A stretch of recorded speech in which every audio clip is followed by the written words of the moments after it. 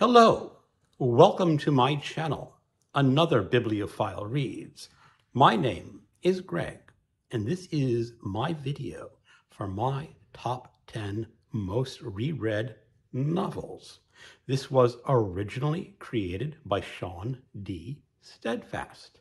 It was weaponized by Steve Donahue, who encouraged everyone to do this. And here I am, a little bit late to the party because, life sometimes just gets in the way. But I wanted to do this. I've often thought of myself as a pretty heavy rereader. Although after watching Sean and Steve and a few others, I have to question that. Even though I reread a lot of books, I don't tend to love a book the way some people do and read it over and over and over again. I have a little bit of that, but not a whole lot. So let me go through this. Now, there are some rules set down by Sean. You pick 10 novels, not works of nonfiction. And then you have 3 runners-up, which can be novels that you have not read 4 times or more, because that is his definition of a most read book. You must have read it at least 4 times. And for the runners-up, you don't have to have read it 4 times. So it can be a book that you've read 3 times or less, or maybe a book that you've read more, but is nonfiction. That might be Steve's rule that he added. But anyway, I'm still going to stick with novels. So one of the first books that I have reread 3 times is Flashman by George MacDonald Fraser. I discovered this in the 90s, and then I listened to an audiobook version about 6 years ago. And just as I was starting my BookTube channel, I decided I wanted to read the whole Flashman series. So I reread the first Flashman book again. And that project to reread the Flashman series, it just never got off the ground. And I'm kind of upset that it never got off the ground because I really like the Flashman books. They are not politically acceptable nowadays. Flashman, the main character, he's a bad boy. He uses racial slurs. He beds lots of lovely ladies and generally gets into trouble. But I really do want to reread the Flashman books. Now, I probably will not reread the first book again. I'm going to start dipping into the later books. I don't know if I'm going to read them in order.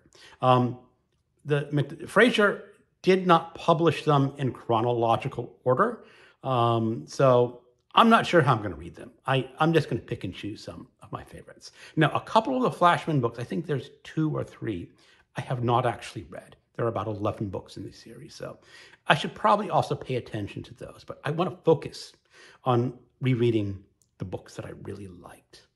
So that is one. Second is Dune by Frank Herbert.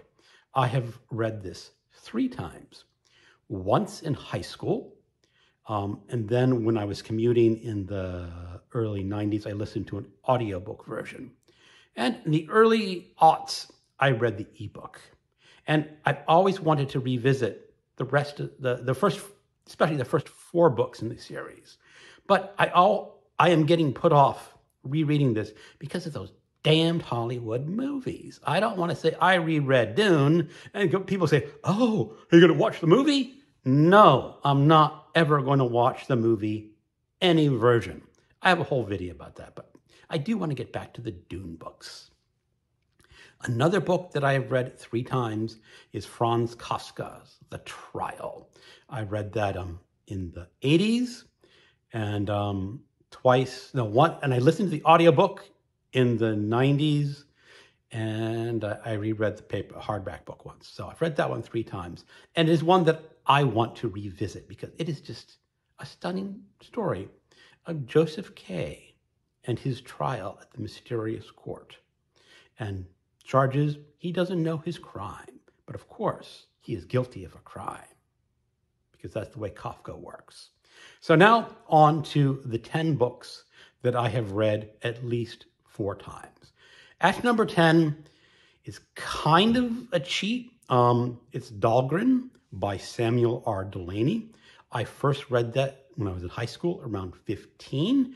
I loved parts of it, but eventually I just could not finish this book because it has some graphic gay sex, which a 15-year-old boy just did not gel well with. And it's a very complicated book. And I don't think the complication, the gay sex, the combination just didn't work for me. But as an adult, I reread it. And I really loved it. There is so much depth into that book. There's so many ways you can interpret that book. It is technically science fiction, but it's not a book science fiction fans tend to like. It is a book that literary readers like, who also like science fiction. So it's one of those mixes that I think is fabulous, but not everyone is going to get along with. And yes, I have read it 3 times. I read it as a paperback. I listened to an audiobook, and I read the ebook. For anyone who has not read this, I highly recommend getting the physical copy for Dahlgren for your first read. There is a section in this novel, and I have a copy here, and I will just try to point this out, that is extremely complicated in audio or ebook. If you can see here, there are columns of text here. And when you're listening to the audiobook, the narration just cuts off, then reads this, and goes back here. In ebook, you just have a paragraph break, and you don't see these dual columns. And that's very important because in the story, you're actually reading a notebook that has one person writing in the main block of the paper text, and then another person writing a different story in the margins. So you do need to see that the first time you read the book. Number 9, Frankenstein by Mary Shelley. I read this, I think, in 6th or 7th grade the first time. It might have been a juvenile edition. I can't quite remember. And then I read a copy in college. And then I listened to an audiobook in the 90s. And just last year, I reread it. And I have read the revised 1831 edition and the original 1818 edition in last year. I think the 1818 is the edition people should read, even though the 1831 is the more common, because that's her adult revisions. I like the youthful Mary Shelley a little bit better. And Frankenstein is just a great story. Remarkable that such a young woman could write such a great book. Number 8, Elric of Mel de Monet by Michael Moorcock. I discovered him in high school, and when I was in high school, he was one of my favorite authors. I just could not read enough Michael Moorcock. And I read Elric of Mel de Monet at least twice in high school. He had it in the Daw paperback, and then I had an older Lance copy, which I believe the title was The Dreaming City. And then more recently, I listened to, not more recently, there was in the aughts, I listened to an audiobook of Elric of Mel de Monet. And then I listened to another version of an audiobook just last year. They re-released the whole Elric saga. So at least 4 times. I'm thinking there may have been a 5th time. I might have reread that book 3 times in high school. It's been a long time, so forgive me for not remembering. At number 7 is Slaughterhouse-Five. This is another book that I first read in high school for a class on World War II, and I absolutely fell in love with it. And then I reread it again in the 90s when I was commuting to work. I had to take a half-hour subway ride from my apartment to the place where I worked, and that was my Metro book, where I read on the Metro. So that was the second time I read it. I listened to an audiobook version at least twice. And if I read the text, I can't remember if I read the text. I think I read the text again sometime. Hard to remember. And it is a book that I definitely want to reread, there is a Kurt Vonnegut reading group that I have over on Voxer, and we will eventually get to it. We're actually working through his novels chronologically right now, Kurt Vonnegut novels. So we will get to Slaughterhouse-Five again. So that would be my fifth, maybe my sixth time reading it. Another book that I've read 4 times, and this is a bit of an odd one, but not too odd because I've mentioned this on my channel before, and that's Geek Love by Catherine Dunn. I read that shortly after it came out in paperback. That would have been early 90s, maybe late 80s. And then again in the aughts, I got an audiobook version and listened to that. And then for whatever reason, a couple years later, I was running low on Audible credit, so I decided to re-listen to a book, and I re-listened to the audiobook again. And then for the end of my 100 book challenge of 2022, I read it in ebook version for the 4th time. And it is just a great story. I've mentioned this a number of times on my channel. It is the story of a freak circus, or a traveling carnival whose owners make their own freaks when the woman ingesting things to help produce mutant babies. And the characters are wonderful because the characters are so dreadful. They're such horrible human beings, especially Artie, the Aqua Boy. I'll leave that alone right now and not give you too much detail. I've mentioned this a couple of times, but it is such a fascinating character study and really close to horror. Some people consider, I don't consider it a horror book, but it's horrifying. Number 5, The Day of the Triffids. This is a science fiction novel. I originally read it when I was in a summer camp, and one of the other campers had brought along a book to read, and he handed it to me and said, "Why don't you read this?" And I really loved it. Again, it is the story of an apocalypse. It was written in the 50s, and it starts off with almost everyone in the world going blind. And in this world, there are also these walking plants, carnivorous plants. So the carnivorous plants start eating all the blind people. And there are a few people who are sighted who have to start rebuilding civilization. And it is one of my all-time favorite science fiction novels.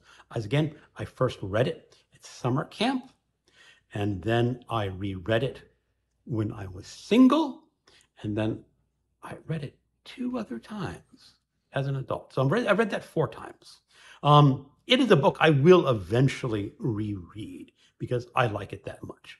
And it is the actual only book on this list that I have never listened to an audiobook version. Maybe I should get the audiobook version because it's a book that I really enjoy. At number 5 is A Confederacy of Dunces by John Kennedy Toole. Again, this is a book that I have mentioned on my channel numerous times. It is close to being, or may be, my favorite novel, or a runner-up to be my favorite novel. This is the story of Ignatius, an enormously obese, opinionated man living in New Orleans who, due to an unfortunate series of accidents, has to get a job. And he is not a man who thinks he should have to work. He has to write his philosophical book on Boethius, the medieval philosopher. And in this, you get some fabulous side characters. You have Burma Jones, the janitor at the Night of Joy saloon. You have patrolman Mancuso, who is forced to patrol the men's room looking for sexual deviance. You have Trixie, the woman who needs to retire. And so many others. There are scenes in this book that are just so incredibly funny that you just cannot stop laughing. And Ignatius is just something you have to read and learn about. There is no other way. You have to read about Ignatius because he is a man who is so detestable that he is lovable, at least in my opinion. Number 3, The Time Machine by H.G. Wells. This is a candidate for my favorite science fiction novel. I first read it as a freshman at university. I had a class on science fiction, and it was an assigned reading. And I was just floored. I'd originally seen the cheesy 50s, movie, which was okay, but I really started digging reading this book. The story of the time traveler who is unnamed, who goes to the future of England and discovers that the working class and the bourgeoisie class have evolved into separate species. Kind of political for H.G. Wells in his day, but sort of understandable, especially nowadays that we are increasingly treating working class people with a lot of scorn. So I really like that. And I love the ending of the book when the time traveler goes even further into the future. The first venture was about like 800,000 years into the future, and the ending is millions of years in the future. When the sun is dying, and what is still on Earth, on what once was England. Such a great book. I have read it, as I said, originally as a freshman. Then I listened to an audiobook, and then I reread it as a ebook at least twice. And I actually think I listened to the audiobook twice. I listened to that one twice. So I'm probably up to 5 or 6 rereads of that. At number 2 is Lolita by Vladimir Nabokov. I actually discovered this post-college, and I just loved his prose. It was just so beautifully written. And I first discovered it late 80s. I'm sure it was late 80s. And then I reread it again. Actually, as a book group, when I was dating my wife, is one of the books that I suggested. And yes, she still married me, and we're still married. And then I listened to the audiobook twice. And I reread it one at a time. And it is a book that is on my list to reread at least once more in my life, because it is just that good of a book. I mean, I know a lot of people have put this on their do not read list because of the character of Humbert and what he does to an underage girl.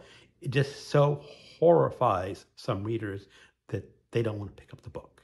But Lolita is not a sex novel. There is a little anecdote that I pulled from my annotated Lolita edition, and the editor of the annotations was mentioning a story when he was in the Army. And this was after it was shortly published. It was published in the Green Olympia edition. Now, the Olympia books were known as pornography. That's what they published. And for whatever reason, they published Lolita by Vladimir Nabokov. And Lolita is not a pornographic novel. And so the soldier was reading through this book expecting explicit sex. And he started skipping pages. And this other soldier came up and he says, "This is effing literature." So I don't think the soldier said effing, but I'll keep the BookTube algorithm a little happy. So there, it's a literature book, yes. And number 1 is The Stranger by Albert Camus. I just read this first as a sophomore in university. I was assigned, or every person in a class that was Introduction to Literary Theory, which all English majors had to take. And the idea was that each member of the class would pick an individual book and then write 6 papers over the course of the semester. And I originally tried to read Pick the Sound and the Fury by William Faulkner. And the teacher said, nope, too complicated, pick again. So I picked The Stranger by Albert Camus. And that was the right book for me. It is a book that stayed with me ever since. And I have reread the original Stuart Gilbert translation twice, and then the Matthew Ward a couple of times in both ebook and paperback version, and listened to the audiobook. I've also read a graphic novel version of this book. I would like to read another translation. I know there's the Matthew Ward, there's the Stuart Gilbert, or the Gilbert Stuart. I can't remember the original translation. But I'd love to see if there's another translation of that book, just to give me another perspective. And most recently, I read this last year. And give it a few years, but I am sure this is a book that I will reread at least once more in my life. And that is the end of my top 10 most reread novels. This is not a tag video, but if you are interested in doing this, go ahead and create your own top 10 list. It'd be interesting to see what books people reread the most.